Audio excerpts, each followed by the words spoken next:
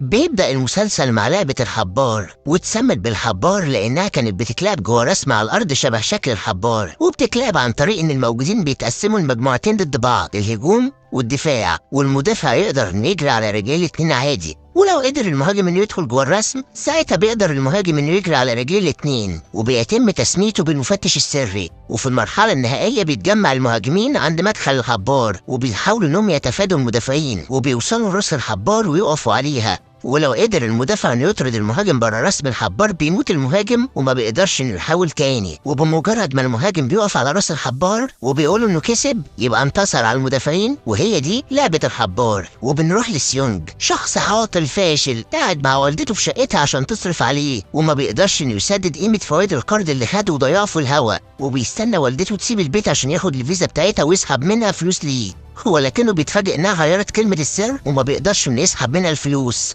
وبيفضل يجرب ارقام اعياد الميلاد اللي فاكرهم لحد ما بيحط عيد ميلاد بنته وبينجح في سحب اللي عايزه، وبيروح يراهن بيه على سباق حصنة. هو الاول مرة في حياته بيكسب حاجة تجيب فلوس، وبيدي موظفة الاستقبال اكرامية، ولكن بسبب نحسه وحظه السيء بتتسرق منه الفلوس بسبب نشالة بيخبط فيها، وهو بيحاول يهرب من الديانة لحد ما بيمسكوه، وبعد ما بيضربوه بيجبروه انه يمضي تنازل عن اعضائه لو ما دفعش الفلوس اللي عليه على اخر الشهر، وهيبقى مصرح عليهم انهم ياخدوا كليته وعين من عيونه بالموافقة اللي باصم عليها بنفسه. وبيرجع تاني لموظفة الاستقبال وبياخد منها الإكرامية اللي اداها لها، وبيلعب لعبة صيد الهدايا علشان معهوش فلوس يجيب لبنته هدية في عيد ميلادها، وكل محاولاته بتفشل بسبب نحسه لحد ما بيساعده طفل صغير وبيكسب هدية مقفولة، وبيروح يديها هدية لبنته بمناسبة عيد ميلادها، وبتطلع الهدية عبارة عن ولاعة على شكل مسدس، لكن بنته بتفرح ان ابوها جاب لها هدية برضه مع انه اخدها منها عشان ما تضرش نفسها بالنار، وبيوعد بنته السنة الجاية هيجيب لها هدية كبيرة، وبيبان ان بنته عايزة تقول له حاجة لكن بترجع في كلامها وبتسكت،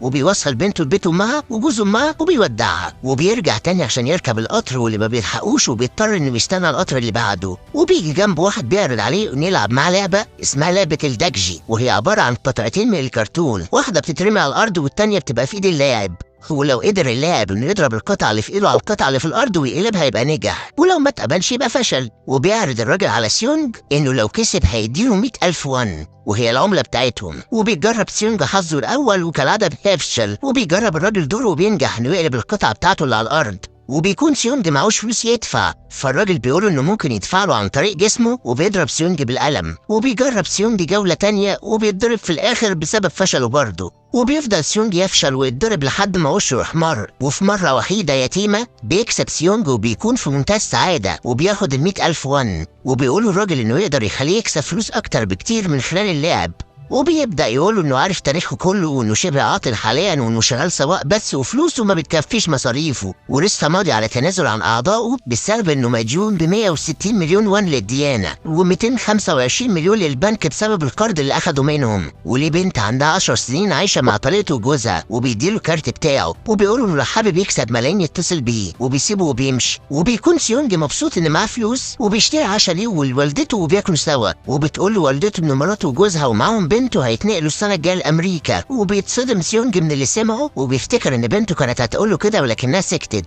وبتحاول والدته انها تشجعه عن طريق انها تقوله انه لازم يكسب حضانة بنته ولازم يكون قدام المحكمة قادر على انه يعيل بنته ويصرف عليها، وبيجي الليل وما بيقدرش انه ينام من كتر التفكير لحد ما بيقرر انه يتصل برقم الراجل وبيقول انه مستعد يشارك، وبيفضل مستني في مكان معين لحد ما عربية بتقف قدامه وبيطلب منه السواق كلمة السر اللي اتقالت له في التليفون وبيقولها له، واول ما بيركب العربية بينتشر رزمه نوم وبينام سيونج زي باقي النايمين في العربية ما عدا السواق لانه بيكون لابس قناع راز، وبيصحى سيونج وهو في مكان واسع كبير في ناس كتير، وبيلاقي نفسه لابس لبس موحد مع الباقي واخد رقم 456، وقدام كل واحد كاميرا بتراقبه وكل الموجودين متراقبين من اشخاص معينه، وبيقوم سيونج من مكانه وبيلاقي شاشه قدامه بعدد الاشخاص الموجودين في المكان، وبيكون سيونج هو اخر واحد جه المكان ده، وبيقابل راجل عجوز غلبان رقمه هو 1، وبيسال سيونج عن سبب وجود راجل عجوز زيه في مكان زي ده، وبيقول العجوز انه عنده ورم في دماغه وقريب هيموت فما فيش حاجه هيخسرها لما يشترك، وبيسمعوا واحد بلطجي بيضرب في البنت اللي سرقت سيونج، وبيكون بسبب مشاكل قديمه بينهم، لحد ما سيونج بيتدخل بسبب انه عايز فلوسه منها لانه تعرف عليها ان هي اللي سرقته. وقبل ما يكملوا كلام سوا بيدخل ناس من البوابه وبيكونوا لابسين اقنعه عليها علامه الدايره، وبيبدا واحد قناعه مرسوم عليه مربع بيتكلم مع كل الموجودين وبيقول لهم ان كلهم هيشاركوا في 6 العاب مختلفه في 6 ايام، واللي هيكسب الالعاب ال6 هيكسب جايزه نقديه عاليه، وان موبايلاتهم ومحافظهم هترجع لهم بمجرد انتهاء اللعبه، واشكال فريق اللعبه هتفضل مخفيه حفاظا على سريه فريق العمل. وبيتكلم واحد من اللاعبين وبيقولوا انه مش مصدقهم ولا واثق في كلامه، وبيبدا المقنع يقول لهم ان كلهم مديونين بمبالغ كبيره وتم تصويرهم وهم بيلعبوا الدجي وبعدها خدوا فلوس، وساعتها كلهم وثقوا في الشخص اللي سلمهم الفلوس واتصلوا برقمه لدخولهم اللعبه، وان مسموح لهم يرجعوا لحياتهم البائسه او يكملوا معاهم، وان الالعاب ال6 مجهوله لكل اللعيبه وهيعرفوها بمجرد اشتراكهم فيها. وبيسالهم سيونج عن قيمه الجايزه وبيتقالوا ان الحصاله اللي فوقيهم هتكملي فلوس بعد اول لعبه يلعبوها، وهيتقال لهم المبلغ بعد انتهاء اول لعبه، ومن حق كل الموجودين يا اما ينسحبوا او يتوجهوا لامضاء عقد اللعبه. وبيكون اول بند في العقد ان اللاعب ما ينفعش يقف عن اللعب ابدا، والتاني ان اللاعب اللي يرفض اللعب يتم اقصائه، والتالت ان اللعبه بتنتهي لو الاغلبيه وقفوا على انتهائها، وبعد ما كل الموجودين بيوقعوا على العقد بيتوجهوا لقاعه اللعب وبيتم تصويرهم، وبيكون قائد اللعبه مراقب كل اللي بيحصل. وبيقابل سيونج صديق طفولته سانج وبيحاول يتكلم معاه، ولكن سانج بيقول انه بعدين هيحكي له اللي حصل له. وبيطلعوا قاعه اللعب وبيشوف في اخر القاعه عروسه كبيره واقفه وقدامها شريط احمر مرسوم في الارض، وبتلف العروسه راسها وبتديهم ظهرها، وبيكون مطلوب منهم انهم يوصلوا لخط النهايه ولازم يقفوا عن الحركه بمجرد ما العروسه تلف راسها وتبص عليهم، وبيكون مسموح ليهم انهم يجروا اما العروسه تلف راسها وتقول جمله اشاره خضراء اشاره حمراء بس، وبتبدا اللعبه وبيبدا الكل في الجري. ولكن لما العروسه بتلف وبتشوف اول لاعب وهو بيتحرك بيتم اقصائه وبيتسمع صوت طلق ناري، وبيقع اللاعب خسران على الارض ومحدش بيكون فاهم حصل له ايه، وبيقرب واحد من اللاعب اللي وقع فبيلاقيه مطلع دم من بقه وبيتخض وبيجري فبيتقتل هو كمان، بسبب ان العروسه بيكون فيها استشعار حركه وقادره تحدد مين بيتحرك، وبتنتشر الفوضى والدم في كل مكان لان اغلبيه اللعيبه جريوا من خوفهم، وبيكون كل اللي اتحركوا تم القضاء عليهم، وبيكون القائد قاعد بيتفرج عليهم ومستمتع وهو بيشوفهم بيموتوا قدامه لحد ما بتكمل العروسه اللعبه، واول واحد بيتحرك فيهم بعد المجزره اللي حصل هو العجوز، وبيبدا باقي اللاعبين يجروا ويقفوا وهكذا. وبيكون سيونج واقع عليه واحد وبيحاول انه يقوم من مكانه، وبيكون قدامه مده محدده لازم يعدوا خلالها الخط الاحمر، وبيبدا اللاعبين يعدوا الخط، واثناء ما سيونج بيجري بيدوس على دراع واحد، وقبل ما بيقع والعروسه تشوفه بيلاقي واحد اسمه علي مسكه ومنعه من الوقوع والموت، وبيعدوا سوا والمده بتخلص، وكل اللي فشل في الوصول للخط الاحمر بيتم قتله، وبيظهر مكانهم انهم على جزيره في وسط البحر، وبيتم حرق كل الجثث اللي ماتت حتى الناس اللي فيهم الروح برضه بيتحرقوا، وبيتم التخلص منهم نهائيا، وبيكون باقي اللاعبين مصدومين من اللي شافوه لحد ما فريق العمل بيدخل لهم وبيقول لهم المقنع ان عددهم قل من 456 لاعب ل 201، وان في 255 لاعب ماتوا، ولكن كل اللاعبين بيعترضوا وبيترجوهم يسيبوا اللعبه، وبيبدا الكل يقلبوا على الفريق لحد ما المقنع بيقول لهم ان البند التاني بيقول انه هيتم اقصاء اللاعب اللي هيتمنع عن اللعب، ولكن سانج بيقول ان البند التالت بيقول ان الالعاب هتنتهي لو الاغلبيه صوتت على انتهاء اللعبه، وبيوافق المقنع على كلامه، ولكن بيقول لباقي اللاعبين انهم يشوفوا الاول الجائزه الماليه اللي هتتحط في الحصاله، وبتبدا الحصاله تتملي فلوس كتير جدا، وبيبان الطمع عليهم كلهم، وبتكون دي الفلوس بتاعت كل لاعب من اللعيبه اللي ماتت، وان قدام كل لاعب مات في 100 مليون ون بتتحط في الحصاله، وعدد اللاعبين اللي ماتوا 255 لاعب، معنى كده ان الفلوس اللي في الحصاله 25 مليار و500 مليون ون، وان ليهم كامل الحريه بالانسحاب، والفلوس ساعتها هتروح لاهل اللاعبين اللي ماتوا، ولكن الاهم ان الجائزه النهائيه هتكون 45 مليار و600 مليون ون، وبيطلب منهم الضابط المقنع انهم يصوتوا من خلال الازرار اللي قدامهم، والتصويت هيبقى بالعد العكسي لارقامهم، واول واحد بيصوت هو سيونج، والزرار الاخضر معناه الاستمرار والاحمر معناه الانسحاب، وبيدوس سيونج على الاحمر وبيبدأ كل اللاعبين بالتصويت، وفي الآخر الأصوات بتتعادل، وبيجي الدور على رقم 1 وهو الراجل العجوز، وبيصوت بإنهاء اللعب، وفعلا بتنتهي اللعبة، وبيقول لهم الضابط المقنع إن كل واحد هيرجع بيته من تاني، ولكن ليهم فرصة إنهم يرجعوا من جديد للعبة، وبيتم تنويههم كلهم، وبيتفرقوا في أماكن مختلفة وبيترموا هما متكتفين في الشوارع، وأول حاجة بيعملها سيونج إنه بيروح يبلغ الشرطة عن اللي حصل، ولكن محدش بيصدقه، فبيدوم الكارت ورقم التليفون اللي اتصل بيه عشان ينضم للعبة، وبيتصل الشرطة بالرقم الموجود في الكارت لكنه بيلاقي ان الست بترد عليه وبتزعق له بسبب انه اتصل بدري كده، وبيطرد سيونج بره المركز. وبيكون في ضابط شرطه اسمه هوانج واقف شايف اللي بيحصل وبيشوف شكل الكارت بتاع سيونج. فبيروح سيونج لوالدته ما بيلاقيش في البيت، وبيفضل يدور عليها لحد ما يجيله تليفون من المستشفى اللي هي فيها، وبيعرف ان عندها داء السكري وسيطر على رجليها وانها محتاجه علاج ضروري، وفي اسوأ الحالات رجليها هتحتاج للبتر. ولكن بعد ما بتفوق امه بترفض تفضل في المستشفى وبتقوله ان مفيش فلوس للعلاج ولا للمعيشه لو هي رقدت، وانها لازم تقاوم عشان حياتهم ما تتدمرش اكتر. وبيقولها سيونج انه هيجيب لها فلوس ويجي. وبيكون هوانج ظابط الشرطه ليه اخ مفقود بقاله كام يوم، وبتبلغه صاحبه السكن اللي هو فيه انه اختفى لانه ما دفعلهاش الايجار. وبيروح الظابط شقته بيلاقي نفس الكارت اللي شافه في مركز الشرطه مع سيونج. فبيرجع تاني لمركز الشرطه وبياخد معلومات سيونج وعنوان بيته، وبيظهر ان كل واحد من اللاعبين حياته متدمره بسبب قله الفلوس، ومنهم عاري اللي بيكون محتاج فلوس وبيتخانق مع مديره السابق بسبب انه مش راضي يدفع له اجره 6 شهور، وبيتخانقوا سوا لحد ما ايد مديره بتتسحب جوه المكنه، وبياخد علي الفلوس اللي كانت مع مديره وبيهرب عشان يديها لعيلته. وبيكون سانج بيكلم والدته وبيطمنها انه كويس وانه في رحله عمل في امريكا ومش هيجي قريب بسبب ظروف الشغل، وبيكون مفهمها انه شغال في وظيفه كويسه لدرجه انها بتفتخر بيه قدام كل الناس، لحد ما بيجي لها محققين في محلها من الشرطه لانهم بيدوروا على سانج ابنها بسبب تهم اختلاس وتزوير وجرائم ماليه تانيه، وبتفهم امه انه بيكذب عليها وانه نصاب. وبيكون سانج ساعتها مقرر انه ينتحر لحد ما بيلاقي بابه بيخبط، وبيشوف كارت تحت عتبة شقته من لعبة الحبار فيها ميعاد ومكان المقابلة لو حابب ينضم ليهم من تاني. وبيكون سيونج بيحاول انه يستلف اي فلوس لمساعدة والدته لكنه بيفشل، وبيقابل العجوز بالصدفة في محل في منطقته، وبيقول العجوز انه قرر يرجع للعبة تاني لان حياته حاليا عذاب اكتر من اللعبة نفسها، وانه غلطان لما قرر ينهي اللعبة. وبيكون الكارت بيتوزع على كل اللاعبين، وبيلجأ سيونج انه يروح لطليقته يستلف منها فلوس عملية امه، لكنها بترفض انها تديله لان مش معاه فلوس، وبتطلب منه يسيب البيت قبل ما جوزها يجي ويعمل مشاكل، لكن جوزها بيرجع ومعاه الاطفال من بره، وبتقوله ان سيونج كان جاي يطمن على بنته وهيمشي حالا، وبينزل وراه زوج طريقته وبيديله فلوس، وبيقوله انه مقابل الفلوس دي مش عايز يشوف وشه تاني ولا يفكر يجي يزور بنته. ولكن سيونج بيضربه لانه بيحاول يخليه ما يشوفش بنته، وبتكون بنته شايفه سيونج وهو بيضرب جوز امها. وبيرجع بيته بيلاقي الظابط هوانج قدام بيته وبيساله عن الكارت اللي معاه، وان اخوه كان معاه نفس الكارت واختفى، ولكن سيونج بيرفض انه يتكلم معاه وبيقوله انه مش فاضي يسمح له بمساعده حد، وبيسيبه وبيدخل شقته وبيلاقي كارت اللعبه على بابه.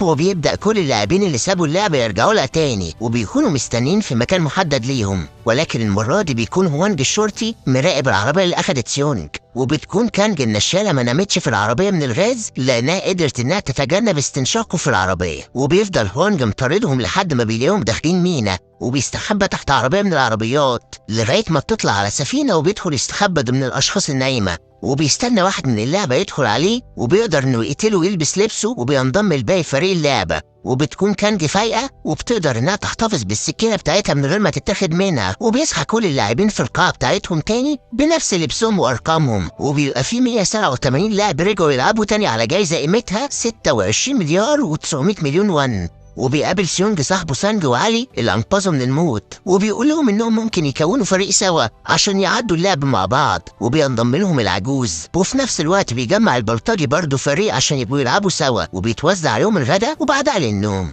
بس بتفضل صاحبة رقم 212 تصرخ انها عايزة تدخل الحمام، فبيسمحوا لها انها تروح، وبتروح معاها كانج كمان. وبتحاول كانج انها تفتح فتحة التهوية بالسكينة اللي معاها وبتدخل فيها عشان تستكشف المكان، وبتتفق مع التانية انها تغطي عليها لحد ما ترجع وهتبقى تحكي كل حاجة شافتها. وبتتحرك كانج براحتها وبتشوفهم وهما بيدوبوا السكر في المطبخ، وبترجع بسرعة للحمام قبل ما تتكشف، وبيرجعوا لسرايرهم من تاني، وبيسمعهم سانج وهما بيتكلموا. وبيجي تاني يوم وبيكون هوانج نايم في الأوضة المخصصة للشخص اللي قتل وسرق زيه، وبيقوم وبينضم لباقي الفريق في اللعبة، وبيتوزع الفطار على اللاعبين. ولكن سيونج بيرفض انه ياخد لبن لانه بيتعبه، وبيقول له العجوز انه اكيد كان بيتضرب كتير من والده وهو صغير لانه هو كمان كان بيضرب ابنه بسبب كرهه للبن برضه. وبيفضلوا قاعدين ياكلوا لحد ما بيتم اعلان ان اللعبة التانية هتبدأ قريب. وبيكون في واحد من اللاعبين رقم 111 بيقرا رسالة مبعوتة له في الاكل بتاعه عن نوع اللعبة الجاية، وبيمشي سينج ورا كانج وبيقولها انه سمع انها شافت حاجة امبارح وعايز يعرف هي شافت ايه مقابل انه ممكن يساعدها بذكائه، وبتحكي له عن موضوع السكر المذاب. وبيتحركوا كلهم على قاعة اللعب وبيكون قدامهم 4 بوابات، على كل بوابة شكل مختلف، وبيطلب من اللاعبين انهم يختاروا شكل واحد من ال4 ويقفوا قدامه. وبيقدر ساند انه يخمن ان الاشكال دي شبه الاشكال اللي كانت بتترسم على الخلويات المصنوعة من السكر الدايب ايام ما كان طفل، لكنه بيخبي عن باقي الفريق انه شبه فهم اللعبة. وبيقول لهم ان الاحسن كل واحد يختار بوابة مختلفة، علشان لو اختاروا بوابة واحدة وطلعت صعبة ممكن كلهم يموتوا. وبيصدقوا سيوند، وكل واحد فيهم بيختار بوابة مختلفة يقف قدامها. وبتستنى كانج لحد ما ساندي يروح لبوابة وبتروح وراه في نفس البوابة،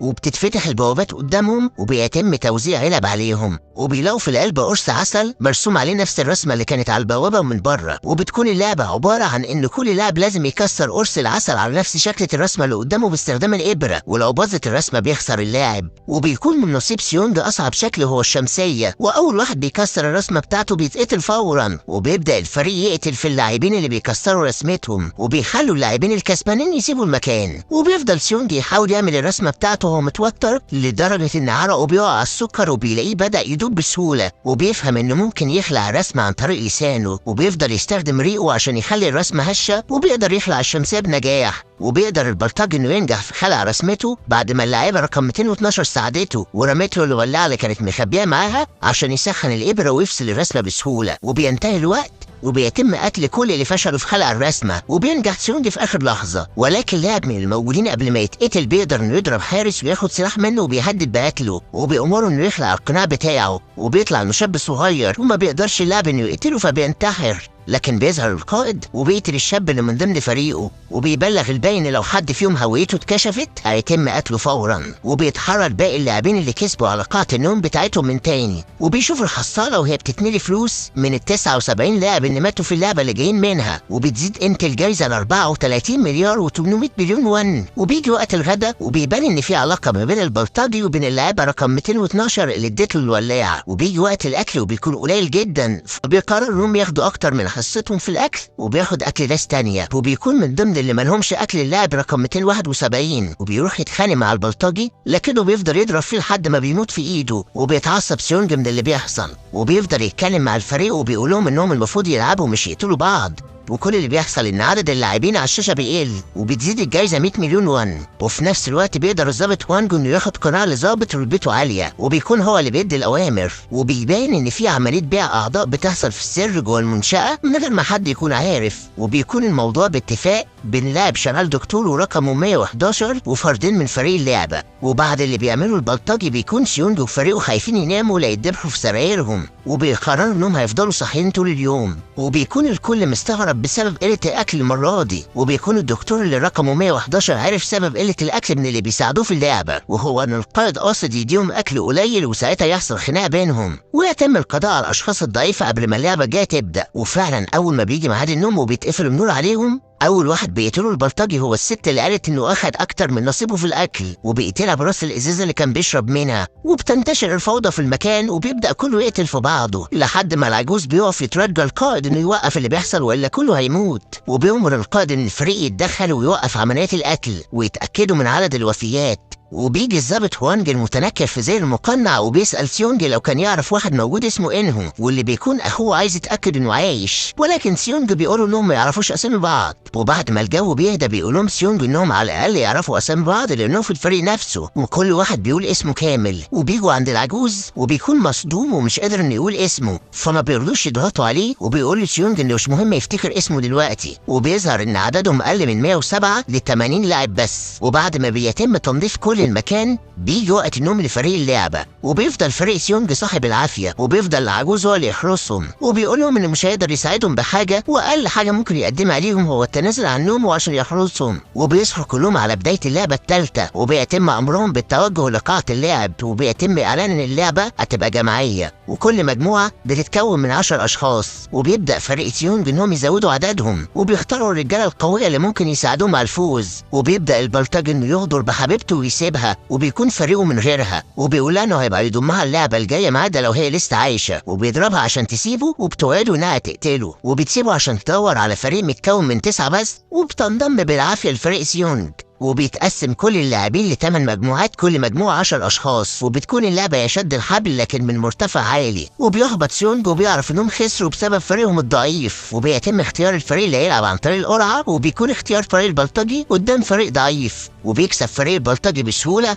وبيموت كل الفريق اللي قدامهم بسبب وقعهم من على ارتفاع عالي جدا. وبتيجي الجولة التانية وبيكون الدور على الفريق سيونج، وبيجي رصيبهم قدام فريق مليان رجالة، وبيكونوا محبطين كلهم ما عدا العجوز اللي بيشجعهم وبيقولهم ان شد الحبل مش بيعتمد على القوه بس، وانهم لو لعبوا بالطريقه اللي هيقولهم عليها هيكسبوا، وبيصرخوا في كلامه لان ما قدامهمش غير كده، وبيقولهم ان القائد لازم يبقى قوي ما يبينش ضعفه للخصم، وبيعلمهم يقفوا بطريقه معينه عشان يستخدموا كل قوتهم، وان اول 10 ثواني يدافعوا بس ما يسحبوش، ولحظه ما الخصم ينهار او يغلط يبداوا يسحبوا. وبيكون فريق سيونج قرب انه يكسب اخيرا لحد ما الفريق التاني بيستجمع قوته وبيبدا هو اللي يسحبهم ناحيتهم، بس سانج بيقولهم فكره انه عند اشارته يتقدموا 3 خطوات ناحيه فريق الخصم كانهم هينتحروا، وفعلا بيسمعوا كلام سانج وبيتقدموا 3 خطوات بسرعه لقدام، وبينجحوا انهم يوقعوا فريق الخصم وبيرجعوا بسرعه يسحبوا الحبل، وبيكسب فريق سيونج وبيموت كل الفريق التاني، وبيرجع الفريق كله من تاني لقاعه النوم، وبتكون اللاعيبه رقم 212 باصه للبلطجي وبيقلق منها لانه بيكون خانها ورفض تنضم له في فريقها وضربها، وده لانه عارف ان اللعبه الجايه يشد الحبل من الدكتور رقم 111 اللي بيتعاون من اشخاص من اللعبه نفسها في تجاره الاعضاء مقابل انهم يساعدوه بمعرفه الالعاب الجايه، وبيدوق اكل زياده. وبيرجع فريق سيونج للقاع من تاني، وبيبان على الشاشه ان اللي فاضلين هم 40 لاعب بس، والجائزه النقديه بقت 41 مليار و600 مليون وان، وبتقدم اللاعيبه رقم 212 نفسها ليهم وبتقول لهم ان اسمها هان مي ومبسوطه انها انضمت لفريقهم. وبيكون فاضل نص ساعه على قفل الانوار والنوم، وبيقرر فريق سيونج انهم يبنوا حاجه شبه مكانة حمايه علشان محدش يقتلهم وهم نايمين، وبيجي البلطجي عشان يقول لسيونج انه لو فكر ان اللي بيعمله هيحميهم يبقى بيكذب على نفسه، ولكن سيونج بيقوله انه لازم يخلي باله من فريقه الاول لان الغدر بيجي من القريب قبل البعيد، وبيقرر انه يرجع لفريقه وبيقول لهم انهم هيناموا الليله ومفيش قتل، وبيلاقي ان الدكتور مختفي وبيعرف انه راح الحمام من بدري، وبيكون الدكتور موجود في المخبأ بتاعه مع باقي اعضاء فريق اللعبه عشان يشيل الاعضاء من اللعيبه ويبيعهم، ومعاهم واحد في اوضه المراقبه عشان يخفي وجودهم من على الكاميرات، وبيقدر ينضم لهم الظابط وانج اللي اخوه اختفى في اللعبه دي، وقرر انه يدخل جواهم كجاسوس عشان يعرف يعملوا ايه، وما بيقدروش انهم يحددوا هويته بسبب انه لابس قناع خافي شكله، وبيكمل الدكتور العمليات اللي بيعملها، وبيكون البلطجي في قاعه النوم مش عارف ينام بسبب قله ثقته في اللي حواليه، وبيفضل مستني الدكتور اللي المفروض كل ده في الحمام، وبيكون الدكتور وقتها بيشرح الميت اللي قدامه، وبيفضل وانج متحكم في اعصابه لحد ما بيلاقي ان هو اللي مطلوب منه ينقل الاعضاء بره الجزيره للتجار، وبيلاقي الدكتور ان الميت بكليه واحده بس، وبيقول لهم ان ده هيبقى السبب في تقليل الفلوس، وبيسلم كل الاعضاء لهوانج في شنطه، وبيتحركوا من خلال ممر سري لحد ميه، وبيكون اللي مع هوانج شاكك فيه وبيهدده وبيطلب منه يقلع القناع، ولكن هوانج بيكون نجح انه يهرب مسدس معاه وبيهدد اللي قدامه بيه، وبيقول له ان هو سبب في موت اخوه وان هو اللي بكليه واحده لان الكليه الثانيه اخوه اتبرع له بيها، ولكن الفرد اللي قدامه بيقول ان الشخص اللي اخده كليته كانت ست مش راجل، وانه لو عايز اي معلومات عن اي لاعب يروح اوضه القائد هيلاقي قائمه بكل اسمائهم ومعلوماتهم الشخصيه، وقبل ما يكمل كلامه بيقتله هوانج وبيقضي عليه، وفي نفس الوقت بيكون الدكتور حاول يهرب من المكان اللي هو فيه لحد ما بيتحصر في قاعه الالعاب، وبيجي وراه فرد من افراد الفريق وبيحاول يقنعه انه لازم يرجع سريره والا كلهم هيقعوا في مشكله، ولكن القائد بيظهر من وراهم وبيتقتلوا هما الاثنين بسبب خيانتهم للمكان، وبيبدا القائد يتحرى على كل اللي حصل بخصوص عمليات باقي الاعضاء لحد ما بيوصل للممر السري اللي فيه اسطوانات الاكسجين، وبيلاقي راجل مقتول في الميه، وبيتاكد ان لسه في شخص خاين عايش، وده لان كل اسطوانات الاكسجين موجوده، معنى كده ان محدش هرب من الجزيره، وبيكون هوانج ساعتها قدر يوصل لاوضه القائد من خلال فتحات التهويه، وبيوصل لمخزن الملفات وبيتصدم لما بيلاقي ملفات من 1999، معنى كده ان لعبه الحبار شغاله من 1999 لحد وقتنا الحالي، وبيفضل هوانج يدور في الملفات لحد ما بيوصل لملف 2020 وبيدور على اسم اخوه ما بيلاقوهوش، وبيشوف قائمه الفايزين في السنين اللي فاتت كلها، وبيكون شخص واحد بس هو اللي بيكسب والباقي بيموت، وبيكتشف ان اخوه شارك في اللعبه في 2015 وكسب الجايزه، وبيروح وانج لملف اللاعبين بتوع 2015 وبيلاقي اسم اخوه فعلا فيهم، وبيتم تفتيش كل المكان عن الفرد رقم 29 واللي مختفي من اوضه نومه، ولكن محدش بيلاقيه لانه موجود في مخزن القائد، وبيتم الاعلان عن اللعبه الرابعه، واثناء طريقهم لقاعه الالعاب بيلاقوا 5 اشخاص من ضمنهم الدكتور مقتولين ومتعلقين من ايديهم، وبيتعرف ان ده جزاء اللي بيحاول يشوه او يخون اللعبه، وبيتوجهوا كلهم ناحيه قاعه اللعب، وبتكون اللعبة هتتلعب فرق، كل فريق شخصين بس، وبيتحالف سانج مع عري، وبيكون سيونج مش عارف يجيب حد تاني معاه، وبيحاول لاعب انه يقنعه يلعب معاه، وده لانهم كانوا 40 واحد، لكن بعد موت الدكتور بقوا 39. معنى كده ان في حد هيفضل لوحده مش هيلعب وهيتم اقصائه، وغالبا هيكون الراجل العجوز. فبيقرر سيونج انه يعمل فريق مع العجوز، والوحيدة اللي بتفضل لوحدها هي هان مي، وكل الفرق بتتحرك على قاعة مختلفة، وبياخد افراد اللعبة هان مي، وبيتم توزيع كل اللاعبين على اماكن شبه الحي، وكل لاعب بياخد 10 بليات في ايده، والقانون الوحيد الموجود ان الفايز هو اللي ياخد بلي شريكه، وبيبقى معاه 20 بليه يكون كسبان وشريكه يخسر بدون عنف، وقدامهم 30 دقيقه بس للانتهاء من اللعبه. وبيبدا كل فريق انه يخترع اللعبه اللي يلعبها بالبلي، سواء بالمراهنه او تخمين عدد الكور اللي في الايد، سواء كان عددها فردي او زوجي. ولكن العجوز بيرفض انه يلعب بلي، وبيفضل يتمشى في المكان لحد ما سيونج بيقولوا انهم لازم يلعبوا والا هيموتوا سوا، وبيقولوا انه مبسوط انه هيلعب معاه، وانه هيناديله باسم جامبو يعني صديقه وشريكه في اللعب، وبيلعبوا لعبه الفردي والزوجي. وبيخسر سيونج 9 كرات بلي من ايده، وبيتبقى معاه بلي واحده بس، وبيكون علي عمال يكسب سانج لحد ما سانج بيترعب انه ممكن يموت، وبيقنع علي ان اللعبه مستحيل تقتل فريق، وانهم لازم يقتلوا شخص واحد بس، وممكن يعيشوا هما الاثنين وساعتها تكمل اللعبه وهيلعبوا فرق تانية وهكذا. وان اهم خطوه دلوقتي هي انهم يدوروا على لاعبين ضعاف مش قادرين يلعبوا، وبيوافق علي على كلامه، وبيقول له انه يفتروا عن بعض ويختاروا الفرق باحكام، وبيعرض سانج عليه انه ما ينفعش يفضل ماسك البلي في ايده، وانه لو علقهم على رقبته يبقى احسن، وبيعمل له قماشه تتعلق على رقبته، لكنه بيبدل كيس البلي بتاع علي بكيس البلي بتاعه من غير ما حد ياخد باله، وبيفترقوا. وفي نفس الوقت بيضطر سيونج انه يستغل حاله الزهايمر اللي زادت على عجوز، وبيخليه يخسر البلي اللي معاه، وبيتفضل مع العجوز بلي واحده بس، وساعتها بيطلع سانج البلي اللي معاه واللي بيكون سرقه من علي وبيقدمه للحارس، وبيخرج بره القاعه، وبيشوفوا علي وهو طالع من القاعه وما بيفهمش هو كسب ازاي، وبيفتح الكيس اللي معاه بيلاقي فيه زلط كتير، وبيفهم ان سانج كدب عليه، وبيموت علي. وبتكون كانجي بتلعب مع بنت، وبعد ما البنت بتعرف قصتها بتقرر انها تتنازل عن البري اللي معاها في سبيل ان كانجي تكسب وترجع لاخوها الصغير اللي في دار الرعايه. وبيكمل سيونج جري ورا العجوز لحد ما العجوز بيوصل لمكان كان شبه بيته زمان، وبيفضل يقول ذكرياته لسيونج، وبيشكر العجوز انه دافع عنه ولعب معاه، وبيديله اخر بليه معاه، وبيقول انه افضل جنبه لعب معاه من فتره. وبيموت العجوز، وبيتم نقل الاموات للمحرقه، وبيكون القائد متوتر بسبب ان هوانج لسه ما اتقبضش عليه، وبيطلب بسرعه البحث عنه قبل ما الشخصيات المهمه تيجي. وبيرجع باقي اللاعبين لقاعه النوم، وبيلاقوا ان هان مي لسه عايشه ما ماتتش بسبب انها ما لعبتش، فما كانش ينفع تتقتل بدون سبب. وبيظهر على الشاشه ان فاضل 17 لاعب بس، وبيرجع القائد اوضته بيلاقي سلك السماعه مختلف عن اخر مره سابه، وبيفهم ان الدخيل موجود في اوضته هو، وبيبدا يفتش بنفسه المكان، وبيوصل للمخزن، وقبل ما بيقدر يلاقيه بيجيله تليفون ان في جثه موجوده على شط الجزيره، فبيتوجه ليها وما بياخدش باله من هوانج. وبيروح على شط البحر بيلاقوا واحد ميت ومعاه بطاقه الشرطه واسمه هوانج،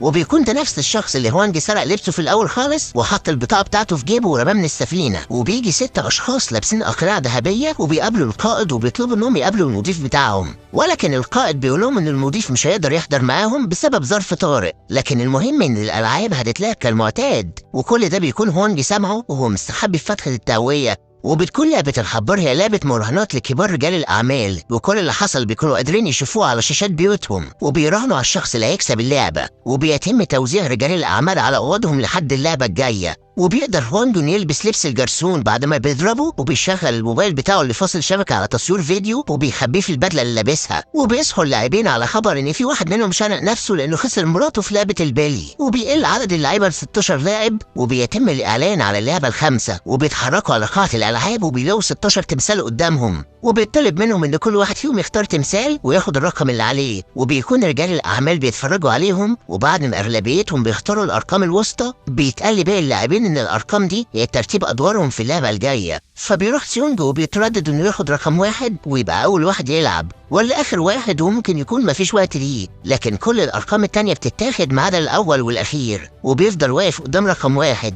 لحد ما بيجيله لاعب رقم 96 بيقول له انه عايز ياخد الرقم الاول عشان نفسه يبقى الاول في اي حاجه في حياته لانه طول حياته الاخير. وبيوافق سيونج يديله رقم 1 وبياخد هو رقم 16، وبيتحركوا على قاعه اللعبه الخامسه، وبيكونوا قدامهم جسر زجاجي لازم كل لعيب يعدي عليه، والجسر مكون من مربعات زجاجيه كبيره، وفي نوعين من الزجاج، زجاج مقوى يستحمل وزن اللاعب، وزجاج عادي بمجرد الوقوف عليه هيقع اللاعب لتحت ويموت بسبب الارتفاع، وبيبدأ أول لاعب وبيموت في الخطوة التانية ليه، وبتيجي اللعيبة التانية وبتفتكر إنها تاخد خطوة يمين وخطوة شمال، لكنها بتقع في الخطوة التالتة ليها، وبيبدأ باقي اللاعبين إنهم يدخلوا ورا بعض. وبيكون سيونج في امان ان كل البلاطات اللي قدامه هتتكشف، وفي مشكله بسبب استهلاك الوقت وبطء اللعبه، وبينزل لاعب رقم 6 عشان يصلي ويضيع الوقت اكتر للي ورا، لحد ما واحد بيتخانق معاه، ولكن اللاعب رقم 6 بيرميه من على لوح الازاز اللي قدامه وبيتكسر، وبيكمل هو جري على اللوح التاني، وبيفضل اللاعبين يقعوا لحد ما بيبقى البلطجي هو اول واحد، وبيقول للي قبله انه مش هيتحرك ولا خطوه واحده، واللي عايز يعديه يعديه، وبكده يكون ضمن انه مش هيموت، لحد ما هان مي بتزق له قدامها وبتموته، وبتكون هي اللي ورا البلطجي، وساعتها بتقوله ان هي اللي هتعدي قدامه، واول ما بتيجي جنبه بتحضنه وبتقوله انها وعدته لو خانها مش هتسيبه، وفعلا مش هتسيبه،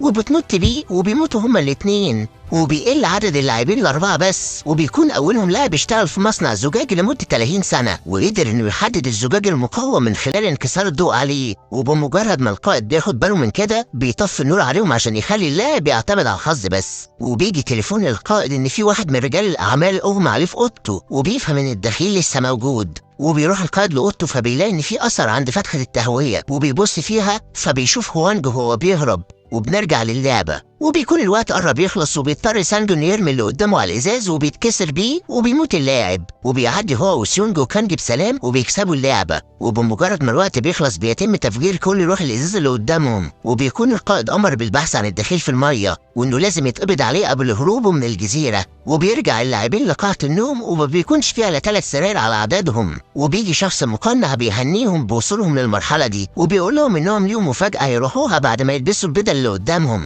وبيبان ان كانج اتصابت بقطعة ازاز لحظة التفجير اللي حصل، وبيتم تقديم اكل فاخر ليهم، واثناء اكلهم بيتم مطاردة هوانج على الجزيرة اللي وصل لها، وبيحاول انه يبعت الفيديوهات والصور لرئيسه في الشرطة، ولكن بيتم محاصرته عند حرف الجزيرة، وبيجي له القائد بيقول ان المسدس اللي معاه ما بقاش فيه رصاصة واحدة بس، وبيضربها هوانج على كتف القائد، وبيقرب القائد منه وبيخلع القناع بتاعه قدامه، وبيطلع القائد هو اخوه، وبيطلب منه يسلم نفسه، لكن هوانج بيرفض، فبيضطر اخوه انه يضربه بالرصاص، وبيقع من على حرف الجزيره في الميه، وبيموت من اخوه اللي هو اصلا كان داخل المكان ده عشان يدور عليه ويحاول ينقذه، وبعد ما اللاعبين بيخلصوا اكل بيتم تسليمهم سكينه، وبيرجعوا تاني لقاعه النوم ومعاهم السكينه، وبيروح سيونج الكانج وبيقول لها ان باين عليها انها مصابه وانه مش جاي يقتلها، وعايز يبقوا فريق ضد سانج لانه بعد اللي عمله على الجسر ما بقاش يثق فيه، وبتطلب منه كانج ان اللي يعيش منهم بعد اللعبة الأخيرة يهتم بعيلة التاني، وبيتفقوا على كده، ولكن بيغم عليها بسبب انها فقدت دم كتير، فبيجري سونج على البوابة وبيطلب من الفريق انه يساعد كانج لحد ما البوابة بتتفتح، وبيدخلوا بتابوت، وبيبص سيونج وراه بيلاقي سانج ذبح كانج وقتلها، وبيبقى باقي 2 لاعبين بس وهم سانج وسيونج، وبتبدأ اللعبة السادسة والأخيرة وهي لعبة الحبار، وبيعملوا قرعة بينهم عشان يعرفوا مين الدفاع ومين الهجوم، وبيطلع سيونج هو الهجوم، وبيقول لهم المقارنة عن الهجوم لازم يدخل جوه الرسمة بتاعت الحبار ويتجاوز الدفاع ويدوس على راس الحبار عشان يفوز، ولو قدر المدافع انه يطرد المهاجم بره الرسمة يبقى هو الفايز، ولو حصل ظرف وواحد ما قدرش يكمل هيعتبر خسران، وبيبدأ سيونج وهو بره الرسمة ينط على رجل واحدة لحد ما بيقدر انه يدخلها، واول ما سانج بيقرب منه بيرمي سيونج رملة من الارض في وشه، وبيقدر سيونج انه يعدي جوه الرسمة وبيمشي على رجليه الاتنين عشان يبقى اسرع، وبيسمي نفسه بالمفتش السري، وبيسأل سيونج عن سبب قتله الكانج، وبيقول انهم كانوا ممكن يصوتوا على انتهاء اللعبة والاغلبية كانت معاهم، فكان لازم يضمن انهم هيكملوا عشان يكسب هو وياخد الفلوس كلها، وبيبدأ سيونج يهجم عليه جوه الرسمة، وكل واحد بيحاول يقتل التاني بالسكينة اللي معاه لحد ما كل واحد بتوع السكينة منه ورجال الاعمال بيتفرجوا عليهم، وبيقدر سيونج يضرب سانج ويوقعه على الارض، وبيغرز السكينة جنب راسه وبيقول انه مش هيقتله، وبيتوجه ناحية راس الحبار، وقبل ما يقف عليها بيرجع تاني للحارس الموجود وبيقول انه هيستسلم ومش هيكمل اللعبة، وان سانج هيستسلم معاه، وبيبلغ الحارس القائد ان سيونج عايز يلغي اللعبة وما يكملش ومتنازل عن الفلوس كلها، ولكن قبل ما تتم الموافقة من سانج بيمسك السكينة اللي جنبه وبيطعن بيها نفسه وبينتحر، وقبل ما بيموت بيوصي سيونج على والدته انه يخلي باله منها، وبيكسب سيونج اللعبة والجايزة اللي قيمتها 45 مليار و600 مليون وان، والأول مرة بيقدر سيونج انه يتكلم مع القائد انهو، وبيقول له القائد انهم بالنسبة لهم سباق احصنة، وبيتم المراهن عليهم من كبار رجال الاعمال وبس، وبيتم تخدير سيونج وبيترمي في الشارع، وبيكون في بقه كارت فيزا، وبمجرد ما بيفوق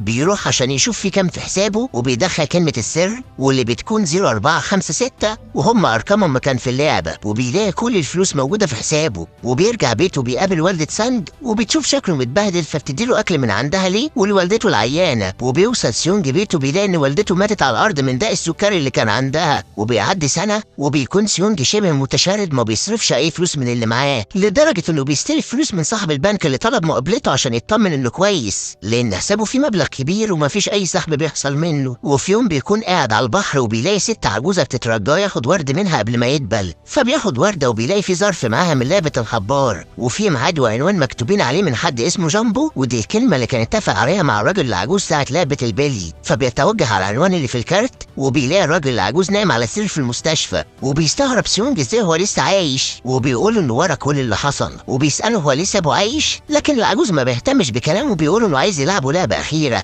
وبيبص في الشارع بيلاقي راجل فقير سكران مرمي، وبيقول للعجوز ان الراجل لو فضل لنص الليل مكانه يكسب، انما لو حد جه ساعده سيونج يكسب. وبيغري انه لو لعب معاه هيجاوبه على السؤال، وبيضطر سيونج انه يوافق. وبيبقى فاضل تلت ساعة على نص الليل، وبيقول للعجوز ان المشترك بين الشخص الفقير والغني انهم مش مرتاحين، وكانت وظيفته هي انه يدور على حاجة تمتع الاغنياء. وهنا جت فكرة لعبة الحبار بألعابها الستة، لحد ما هو قرر انه يشارك في لعبة وقابله ساعتها، وكإجابة على سؤاله فهو انقذ حياته لانه استمتع باللعب معاه ورجع له ذكريات عن طفولته. وقبل ما الساعة تدق 12 بتيجي الشرطة وبيساعدوا الفقير، وبيكسب سيونج الرهان مع العجوز، لكن العجوز بيكون مات على سريره وبيسيبه سيونج وبيمشي. وبيظهر العجوز انه كان المضيف لرجال الاعمال، واستاذن قبل ما يجوا لانه كان خد اللي يكفيه من المتعه اما اشترك في اللعبه نفسها. وبيقرر سيونج انه يعدل شكله ويطلع على اخو كانج اللي في دار الرعايه، وبيطلب رعايته، وبيسلمه لوالده سانج عشان تربيه وتهتم بيه، وبيديها شنطه مليانه فلوس عشان تهتم بنفسها وبالطفل وبيتحسن شكله. وبيتصل ببنته بيقول لها انه جاي لها ومعاه هديه حلوه ليها. وبيكون في محطه القطر وبيشوف قدامه اول شخص لعب معاه وكان السبب انه يشترك في لعبه الحبار، وبيحاول انه يجري وراه عشان يمسكه، لكنه بيعرف في اول قطر قدامه. وبيلاقي مع الراجل اللي كان بيلعب معاه كارت اللعبه، وبيعرف ان اللعبه مستمره وما وقفتش حتى بموت العجوز. وبيتحرك سيونج على المطار عشان يروح لبنته في امريكا ومعاه كارت اللعبه اللي خده من الراجل. وقبل ما يطلع الطياره بيتصل بالرقم اللي على الكارت وبيقول لهم انه مش حصان، وعايز يعرف ازاي قادرين يرتكبوا كل الجرائم دي